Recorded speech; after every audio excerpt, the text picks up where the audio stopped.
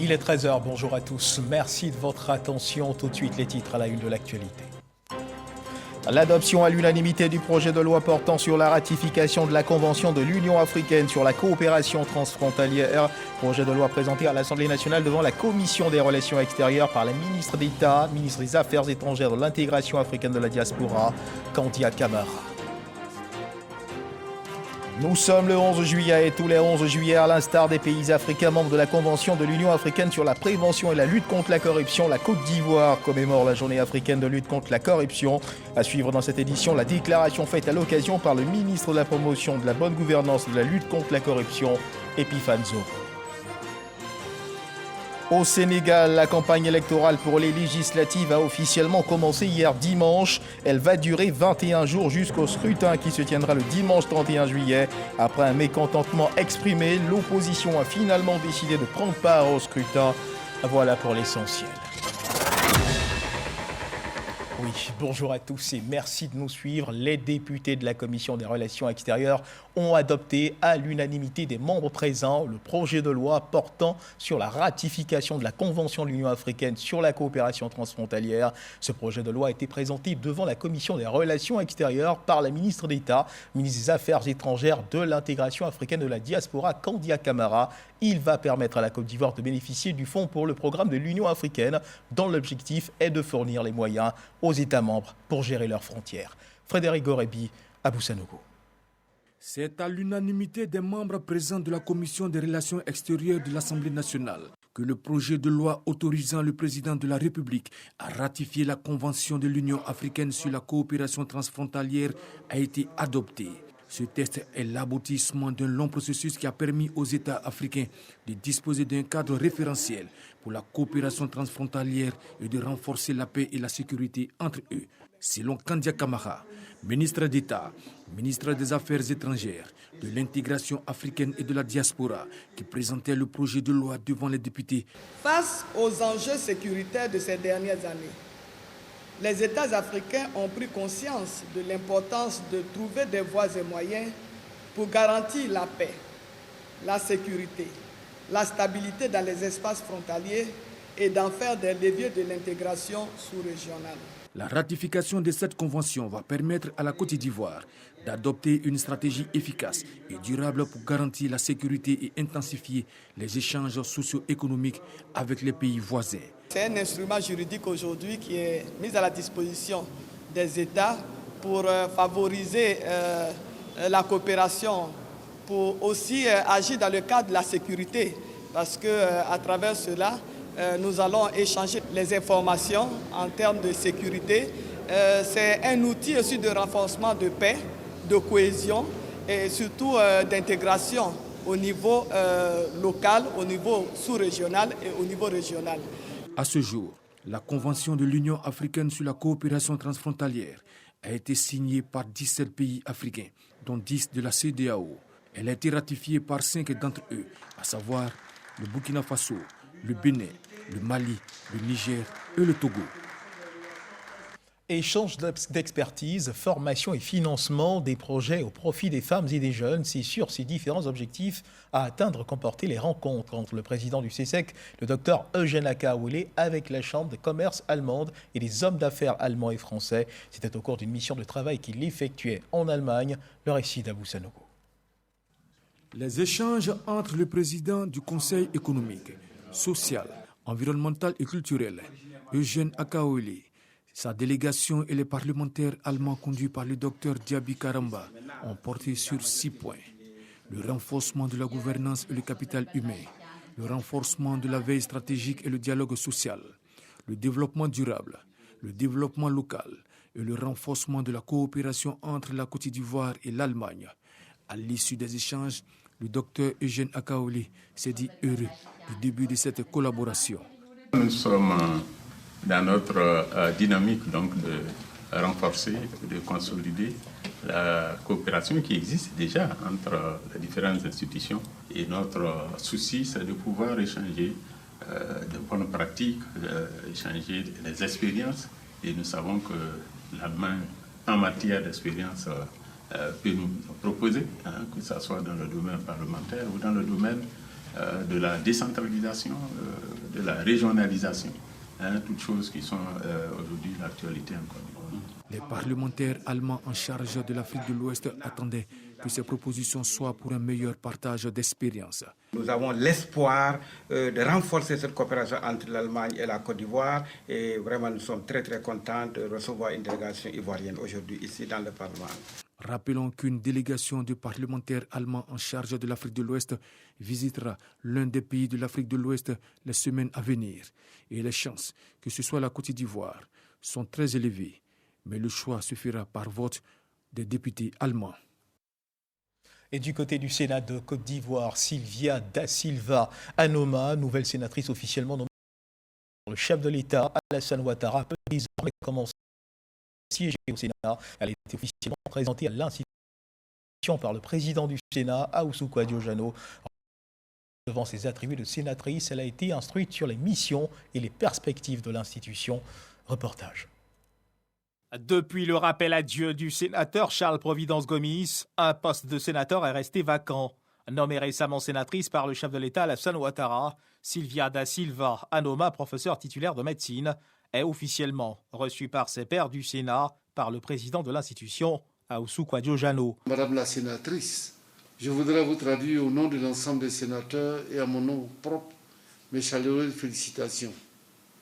Vous rejoignez ce jour la grande famille du Sénat de la République de Côte d'Ivoire afin d'assurer l'exercice de votre mandat qui est national.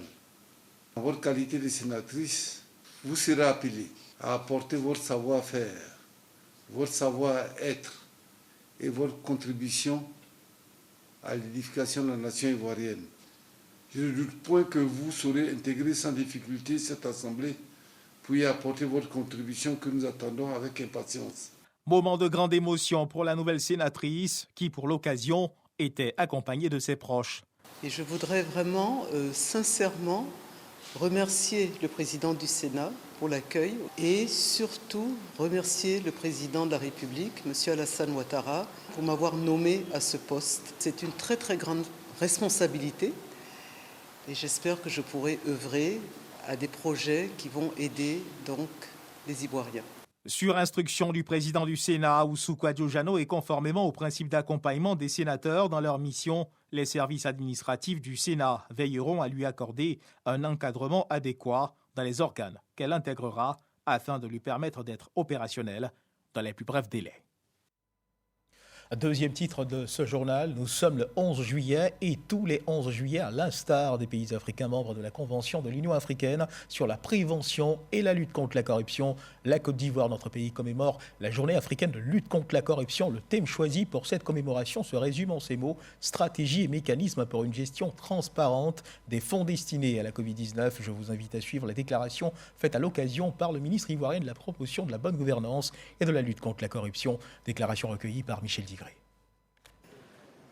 La pandémie de la Covid-19 a provoqué une crise économique mondiale qui a eu pour effet de contracter le PIB de l'Afrique de 2,1%. Ce choc de la pandémie et la crise économique qu'elle a provoquée ont eu des implications directes sur les soldes budgétaires et le fardeau de la dette des pays africains, confrontés ainsi à plusieurs défis.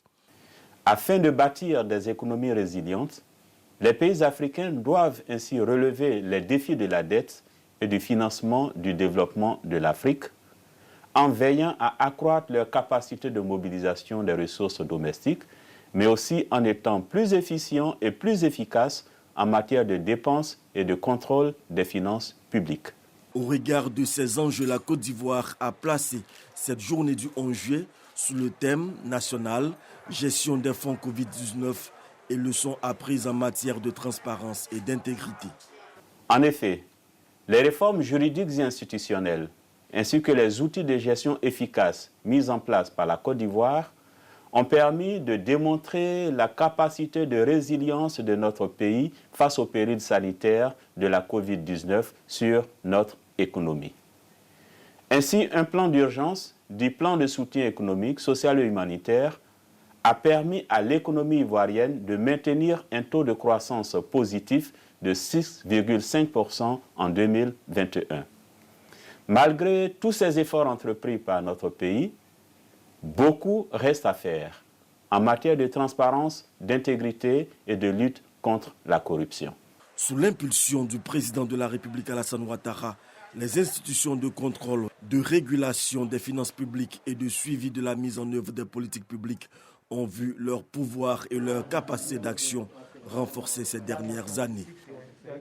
La Haute Autorité pour la bonne gouvernance met en place une plateforme digitale qui devrait contribuer à accélérer le recueil des saisines. Le lancement du projet de renforcement de ce dispositif de recueil a été l'occasion pour la Haute Autorité de la bonne gouvernance de présenter les principales caractéristiques de la nouvelle solution digitale et les avantages attendus. Espérance Djakale et Cheikh Kodé nous en parlent.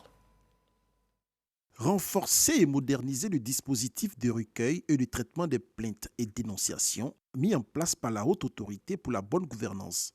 C'est l'objectif de ce nouveau dispositif de lutte contre la corruption. Conformément à la politique du président de la République de Côte d'Ivoire, son Excellence M. Alassane Ouattara, qui considère la bonne gouvernance comme l'un des aspects les plus importants pour les années à venir, l'Allemagne comprend également que l'amélioration de la bonne gouvernance est une condition préalable à la réalisation des objectifs de la coopération germano-ivoirienne. C'est pourquoi l'Allemagne a accepté la demande du gouvernement ivoirien d'augmenter son soutien dans ce secteur. Pour une meilleure identification de cette solution digitale, une étude a été faite par la Haute Autorité pour la bonne gouvernance avec l'appui du gouvernement allemand à travers le GIZ. Maintenant, nous passons au digital. Vous appelez, ce sera enregistré et traité. Ce qui fait que les dossiers seront montés beaucoup plus rapidement et aussi les éléments de preuve seront disponibles. Par le passé, il était beaucoup plus difficile et long et lent de monter un dossier dans le cadre de l'enquête et pour les poursuites. Cette plateforme permettra d'améliorer la gestion des services et va favoriser un meilleur traitement des saisines reçues pour lutter efficacement contre ce fléau. Et rendons-nous à présent à l'aéroport Félix Houphouët-Boigny d'Abidjan après l'atterrissage d'urgence qu'a dû réaliser un avion de la compagnie Air Côte d'Ivoire dans cet aéroport samedi dernier en raison d'un dysfonctionnement de son train d'atterrissage avant. Amadou Koné, le ministre des Transports, s'est rendu sur les lieux pour s'imprégner des motifs de ce dysfonctionnement. Occasion pour le ministre des Transports, Amadou Koné, de faire le point de la situation, le compte-rendu de Jean-Louis Bangbo. Un hall de l'aéroport Félix Houphouët-Boigny bondé de voyageurs. C'est le spectacle qu'il a été donné à Amadou Koné, ministre des Transports, de constater hier après-midi à la faveur de la visite qu'il a effectuée aux acteurs de la plateforme aéroportuaire. Conséquence de l'incident qui s'est produit le samedi 9 juillet dernier à l'aéroport d'Abidjan. Un avion d'Air Côte d'Ivoire a dû effectuer un atterrissage d'urgence en raison d'un dysfonctionnement de son train d'atterrissage avant. Le ministre est allé s'imprégner des circonstances de cet incident ainsi que les dispositions qui ont été prises pour juguler son impact sur le fonctionnement normal de l'aéroport. C'est un incident certes grave, c'est un incident qui est connu, qui est traité, il y a des procédures et donc le commandant et le pilote ont su appliquer les procédures donc à la matière, de sorte qu'on n'a pas noté donc, de gravité particulière. Le ministre s'est félicité de la reprise quasi immédiate des vols, attestant de la maîtrise par les experts de l'aéroport d'Abidjan des manuels et procédures en vigueur. Notre aéroport, grâce au travail important qui a été fait par l'ANAC, bénéficie d'un certain nombre de certifications. La compagnie aérienne elle-même bénéficie donc de la certification IOSA. Toutes ces certifications ne sont pas menacées. Nous allons continuer, au contraire, donc, à en avoir d'autres. Amadou Koné a cependant rappelé que des investigations plus approfondies ont été diligentées afin de déterminer les circonstances précises ayant occasionné cet incident. Il est également envisagé la création d'un aéroport de dégagement pour assurer la continuité du trafic sur la piste d'atterrissage en cas d'incident. Voilà un reportage signé Jean-Louis Bangbo. À suivre à présent l'évolution de la Covid-19 en Côte d'Ivoire.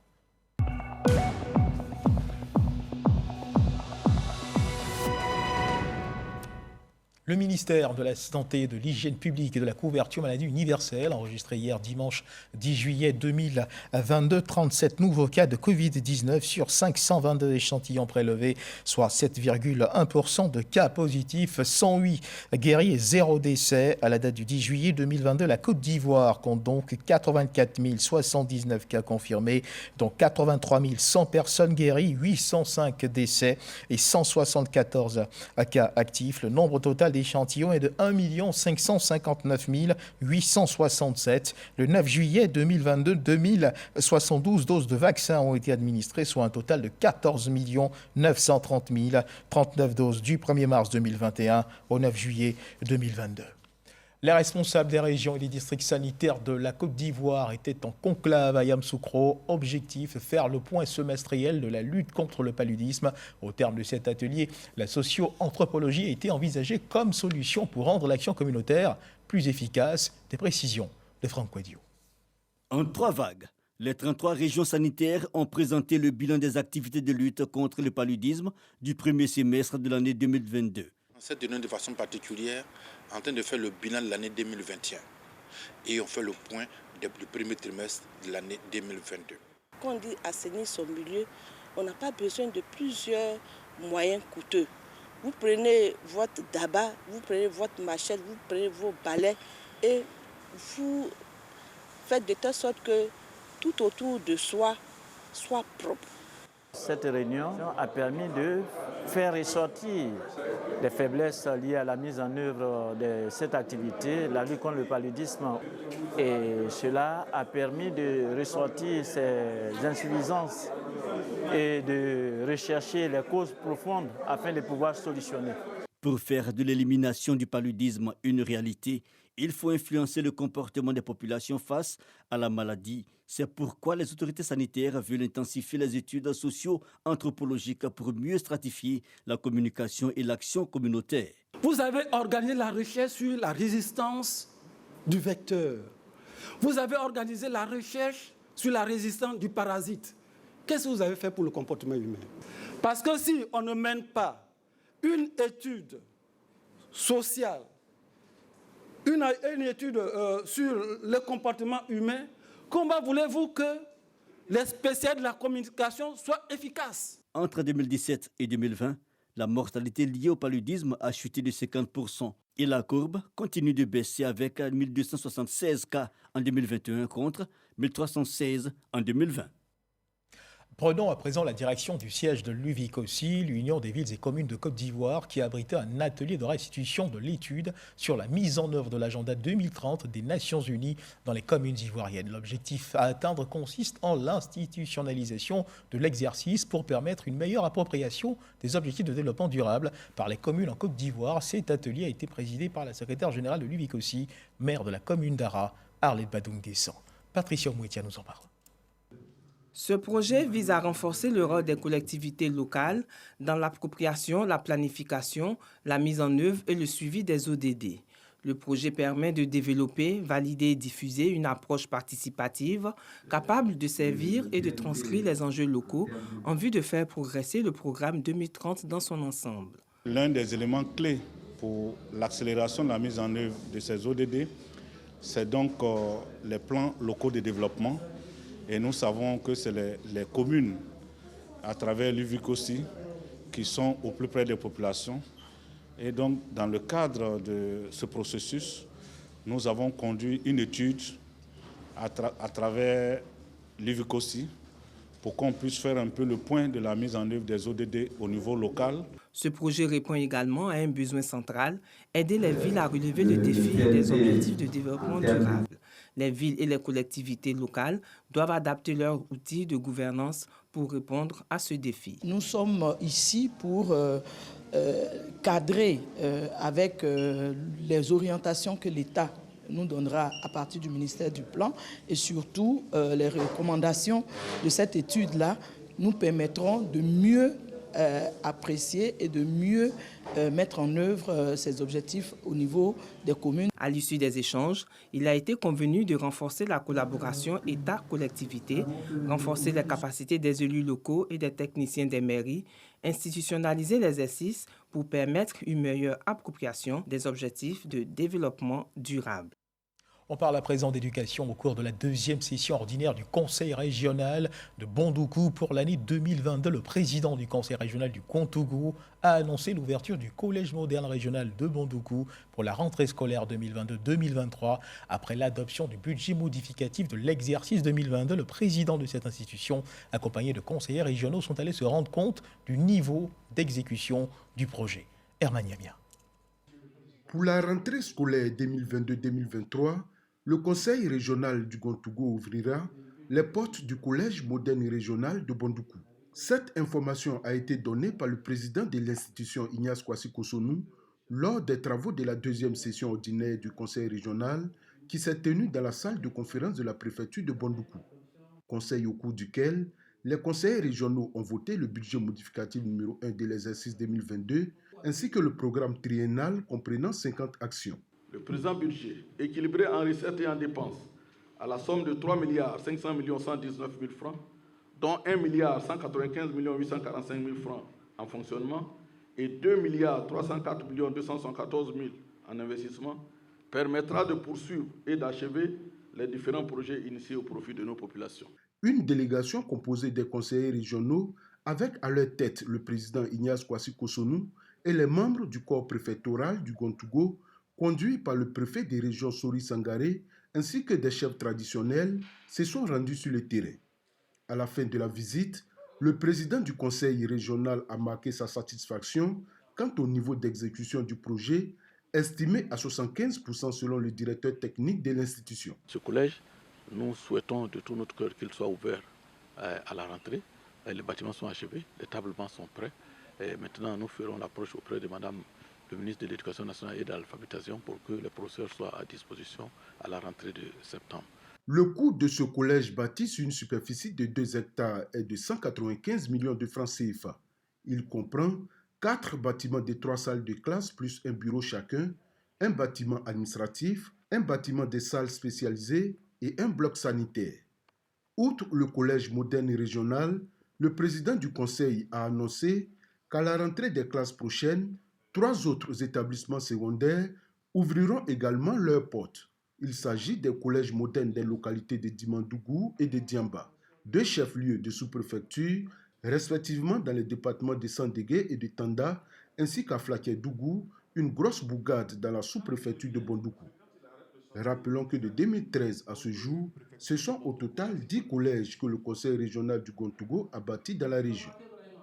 Un reportage signé Herman Yamia. La deuxième édition de la collection d'art contemporain dénommée About Now a été lancée. Une vingtaine de toiles de 9 jeunes artistes plasticiens, photographes et peintres issus de plusieurs pays dont la Côte d'Ivoire, le Sénégal et la France sont exposés afin de séduire les professionnels et amateurs d'art. Ce vernissage vise également de mettre en lumière les jeunes talents et de promouvoir l'art contemporain. Reportage de David Soyo commenté pour vous par Franck Quadio. Peinture, photographie, gravure, tricotage et art textile, autant de toiles exposées dans cette galerie. Nous sommes à la deuxième édition de l'exposition collective About Now 2, une édition consacrée exclusivement à l'art contemporain, cet art qui combine l'influence de la diversité culturelle et la technologie. Pour cette édition, ils sont 9 jeunes artistes qui racontent des histoires bien particulières.